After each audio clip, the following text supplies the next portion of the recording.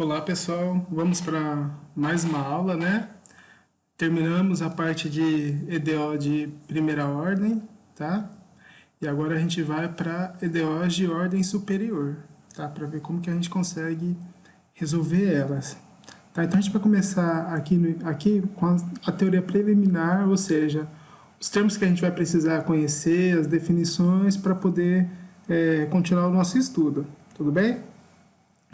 Então, a primeira coisa aqui, ó, problema de valor inicial, tá? Então, o teorema 1 fala da existência de uma única solução se a gente tiver com problema de valor inicial, tá? Lembra que a gente tratou já alguns problemas de valor inicial, né? Que a gente tinha que dar um valor inicial, né?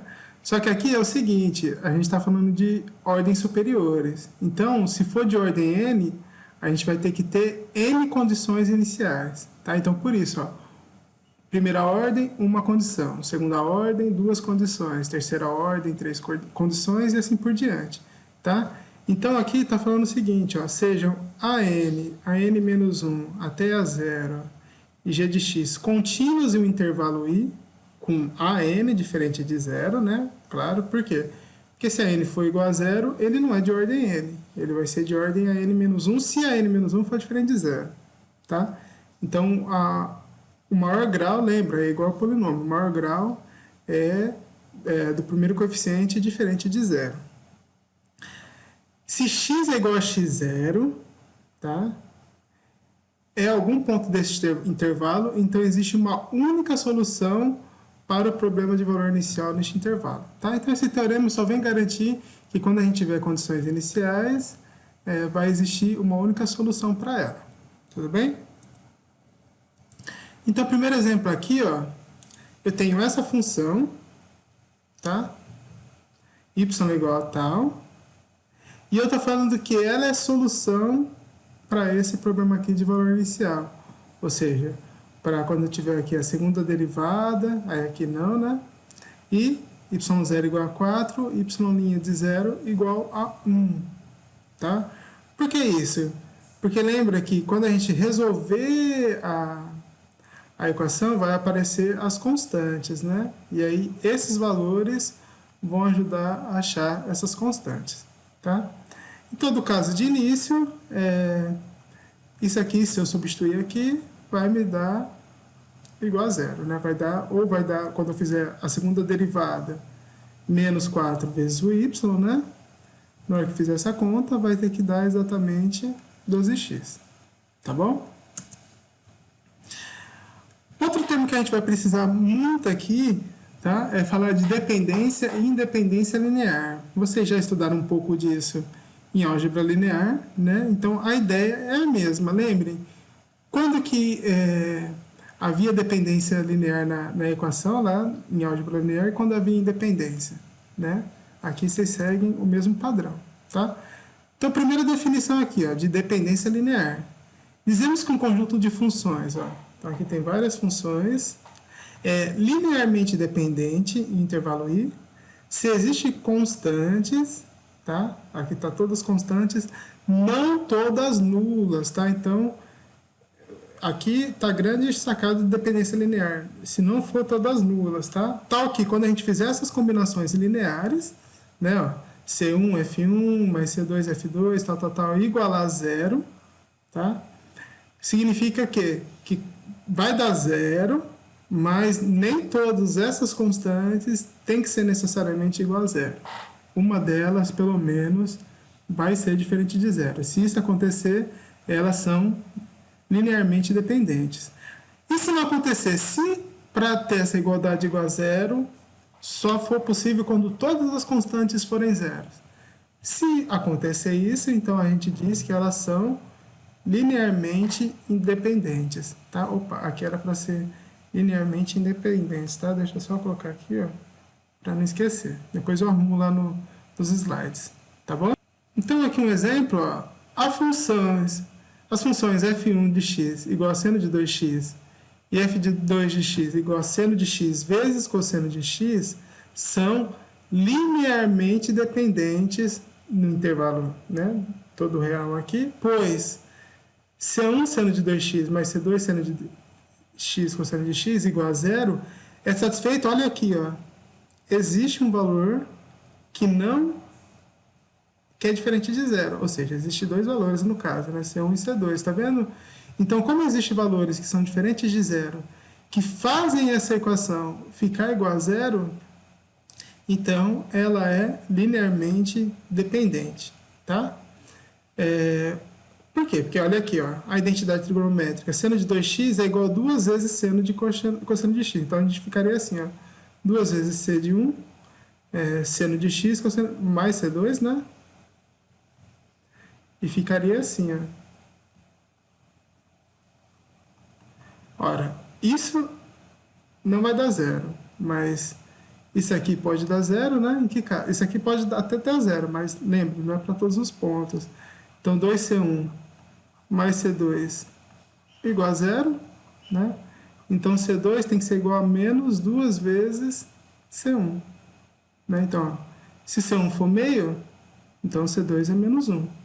E vai ter outros valores possíveis, tá? Não é único isso aqui, mas a gente achou um que é diferente de zero, então já prova que é LD, tá bom?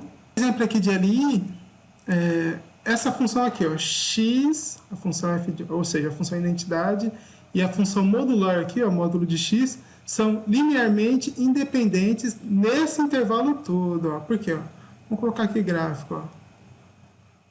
O gráfico de x é a função identidade, então ela vai assim, ó, tá?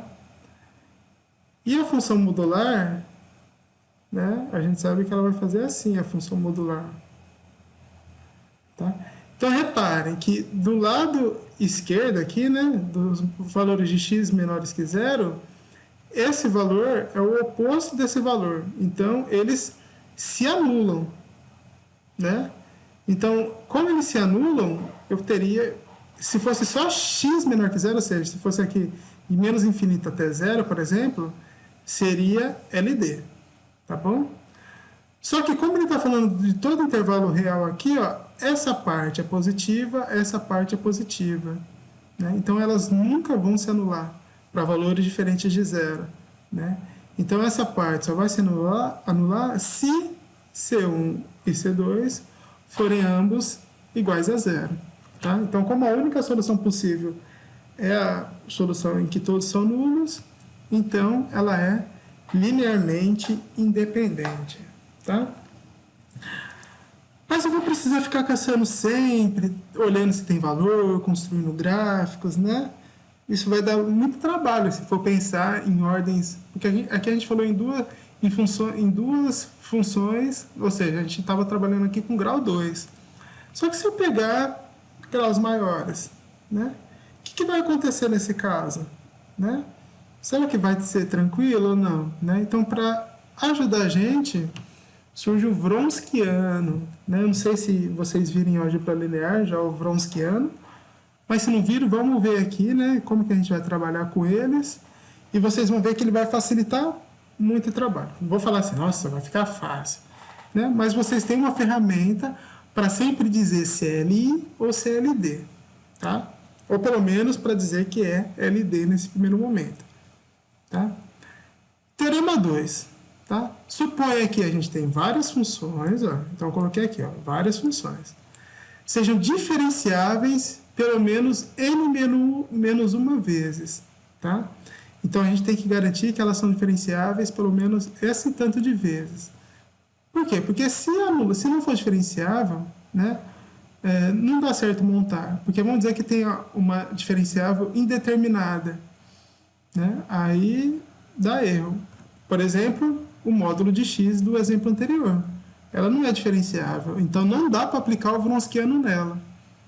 Tá?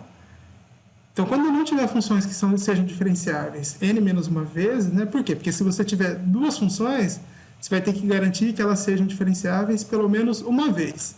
Se tiver 3 funções, pelo menos 3 menos 1, 2 vezes. E se tiver n funções, n menos uma vez. Tá? Então, por isso que no caso do exemplo anterior, ó, são 2, então tinha que ser diferenciável uma vez pelo menos. X é, mas módulo de x não. Então, não é possível aplicar o Wronskiano nesse exemplo. Tá? Se for diferente de zero, ó, então se essa diferenciável, se a diferenciável n-1 for diferente de zero em pelo menos um ponto desse intervalo, então as funções vão ser LI. Tá? Agora, se eu chegar todas iguais a zero, ela vai ser LD. Tá? Então, reparem que eu vou ter que, para mim poder usar o Wronskiano, ó, é um determinante, tá vendo? Eu vou calcular o determinante aqui. E o que eu vou fazer? Eu vou colocar as n funções que eu tiver e eu vou achar as n-1 derivadas de cada uma para poder montar isso aqui. Nossa, mas se eu tiver 10 funções, vai ser muito trabalho, porque eu vou ter que fazer 9 derivadas cada uma. Pois é, mas se eu tiver 10 funções para saber se é LI ou LD procurando constantes, também dá muito trabalho, tá? Então, isso aqui é uma maneira, você consegue transformar ela em um algoritmo computacional, que consegue, com isso, facilita o trabalho, tá bom? Mas é lógico que em sala vocês vão trabalhar com ordens bem menores, né? No máximo um de ordem 4. O determinante do teorema é chamado de Wronskiano, tá? Então, o determinante a gente vai chamar de W, e aqui a gente coloca todas as funções. E aí, isso é chamado de Wronskiano. Então, quem que é o Wronskiano? É o valor desse determinante, tá bom? Do determinante que vocês estão achando aqui. Tudo bem? Primeiro colorário aqui que surge desse teorema, tá? Se as n funções possuem pelo menos n-1 derivadas e são linearmente dependentes, então se eu souber que elas são linearmente dependentes, então o Wronskiano tem que ser igual a zero. Tá? Então quando vocês chegarem que o Wronskiano é igual a zero, quando vocês souberem que ela é linearmente dependente, então o Wronskiano vai ser igual a zero. Tá bom? Então vamos ver um exemplo aqui, ó, na prática, como a gente pode trabalhar com esse Wronskiano, né? As funções f de 1 igual a seno ao quadrado de x e f2 igual a 1 menos cosseno de 2x. São, eu já estou falando, que elas são linearmente dependentes. Tá? Pois, olha, duas funções, então eu preciso o quê? Da primeira derivada de cada um. Tá? Então, eu vou fazer a primeira derivada aqui, ó, de f1. Então, vamos derivar aqui, ó, seno ao quadrado de x, ó, a regra da cadeia, fica 2 vezes seno de x, né? Vezes a derivada do de dentro. A derivada de seno é cosseno. Tá, ok? E eu vou fazer a derivada aqui, ó, de f de 2. A derivada de 1 é 0. Aí aqui, ó, menos. A derivada de cosseno é menos seno. Então, menos com menos dá mais. Então, mais seno de 2x vezes a derivada de dentro, né? A derivada de 2x é 2. Então, aqui dá 2 seno de 2x. Ok? Então, vamos montar o Wronskiano agora. O Wronskiano aqui, ó, vamos colocar as funções. Então, ó, seno ao quadrado de x. 1 menos cosseno de 2x. Aí aqui embaixo a gente coloca as derivadas correspondentes. Ó. Então, de f1 é 2 seno de x cosseno de x. E a de f2 é 2 seno de 2x. Ok? Fazendo a determinante aqui, ó, lembra? A gente multiplica aqui. Então, fica seno ao quadrado de x vezes 2 vezes seno de 2x, fica 2. Vou colocar assim, seno de 2x vezes seno ao quadrado de x. E aqui, ó, 1 menos cosseno de 2x vezes 2 vezes seno de x cosseno de x. E lembra que esse lado é negativo, né? Vou fazer de vermelho aqui, ó. Então vai ficar menos. Aí, 1 vezes 2 seno de x cosseno de x fica 2 seno de x cosseno de x, E menos cosseno de 2x vezes 2 vezes seno de x cosseno de x fica menos 2 vezes, né? Seno de x cosseno de x cosseno de 2x. Ok? Pronto, ó. Vamos só colocar aqui melhorzinho. Fica 2 seno de 2x vezes seno ao quadrado de x menos 2 seno de x cosseno de x menos 2 seno de x cosseno de x cosseno ao quadrado de x. Ok? Vamos olhar aqui, ó. Vamos tentar achar as identidades. Ó, no exemplo, vamos voltar lá no exemplo anterior que tinha uma identidade que podia ajudar. Ó, que eu já tinha dado para ela. Ó. Seno de 2x é igual a 2 vezes seno de x cosseno de x. Ó. Tá? Então, seno de 2x é igual a 2 vezes seno de x cosseno de x. Ó. Então, tá vendo aqui, ó? Eu tenho aqui e eu tenho aqui. É lógico, vou trabalhar desse lado aqui, ó. Então, deixa eu só colocar aqui, ó. Ficaria 2 seno de 2x vezes seno ao quadrado de x, tá? Menos, eu vou colocar em evidência, aqui, ó, 2 vezes seno de x cosseno de x, eu sei que é seno de 2x, tá? Eu vou colocar ele aqui, ó, seno de 2x, e aí aqui dentro eu vou colocar 1. Deixa eu só ver se eu não errei o sinal. Ah, aqui seria mais, né?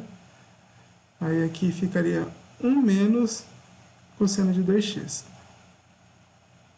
Ok? Então, eu fiz essa transformação. Transformei 2 seno de cosseno de x em seno de 2x. Tá? Aí, vamos colocar aqui, ó. Eu vou colocar o seno de 2x em evidência.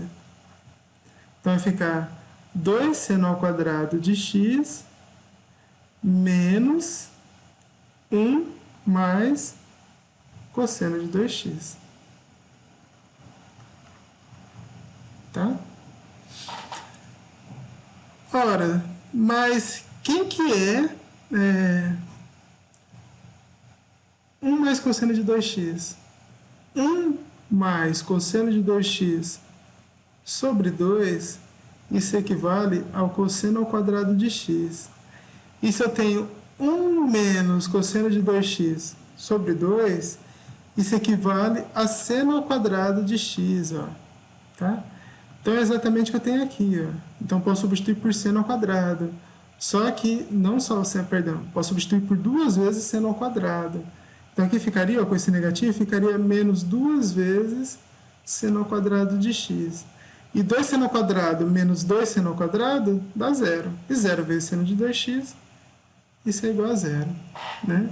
Então, como a gente tem que isso aqui é linearmente dependente, o Wronskiano tem que dar 0. Ok? E para encerrar esse vídeo, né, eu estou falando que as funções e de x, x é de x e x ao quadrado é de x são linearmente independentes nesse intervalo. Por quê? Olha, eu tenho 3 funções. Vamos aplicar o Wronskiano nela. Como são 3 funções, eu vou precisar de 2 derivadas cada, né? Então, a primeira derivada de f de 1 é tranquilo porque é o próprio e de x. E a segunda derivada dele também é e de x. Essa foi fácil. Agora, vamos para a primeira derivada de f de 2. É a derivada do produto, né? Então, a derivada de x é 1 vezes e de x, né? Mais x vezes a derivada de e de x, que é a própria e de x. E a segunda derivada ficaria, ó, e de x mais, ó, a derivada de x é 1, aí ficaria e de x mais x é de x. Ou seja, aqui ficaria 2e de x mais x é de x. Ok? E a terceira função, né? Vamos ver aqui, ó. A primeira derivada, x ao quadrado, é 2x, é de x, mais, copio o primeiro, né? vezes a derivada do segundo, que é o próprio e de x. A segunda derivada, aqui ficaria 2 é de x mais 2x é de x. E aqui de novo, ó, ficaria mais 2x é de x mais x ao quadrado é de x. Isso aqui para jogar na determinante vai ficar uma beleza, né? E aqui fica...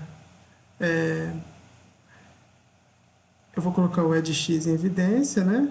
Fica, então, 2 mais 4x, né? Mais x ao quadrado. Ok? E quando a gente jogar tudo isso aqui na determinante, ó, vai ficar e de x, x é de x, x ao quadrado é de x, ó, e aí aqui fica, aqui sempre é de x, né? Só que acontece, ó, vocês repararam que tem e de x em todos? Então, essa determinante eu vou poder tirar o e de x para fora, tá? E aí ficaria esse determinante aqui, ó, 1, 1 e 1. Aí aqui ficaria x, 1 mais x e 2 mais x. E aqui ficaria x ao quadrado, 2x mais x ao quadrado. E aqui ficaria, vou colocar x ao quadrado mais 4x mais 2. Né? E reparem, essa determinante ela não vai ser igual a zero. Né? Não tem como a gente... Vocês podem fazer, tá? Vocês façam aí que vocês vão ver que não vai dar igual a zero. E esse e de x, como é sempre diferente de zero, vai dar ok. Tá? Mas eu quero que vocês façam esse determinante de teste. Eu não vou fazer aqui porque ela vai ficar muito grande e eu tenho pouco espaço, mas qualquer coisa, façam. É um determinante tranquilo, tá? Garanto que vocês vão ver que não é igual a zero. Ok? Vou finalizar esse vídeo. Daqui a pouco tem outro vídeo em que a gente começa a trabalhar nossa primeira equação superior, que vai ser a homogênea. Tá bom? Qualquer dúvida, coloquem no fórum, me escrevam que a gente tira elas. Até mais.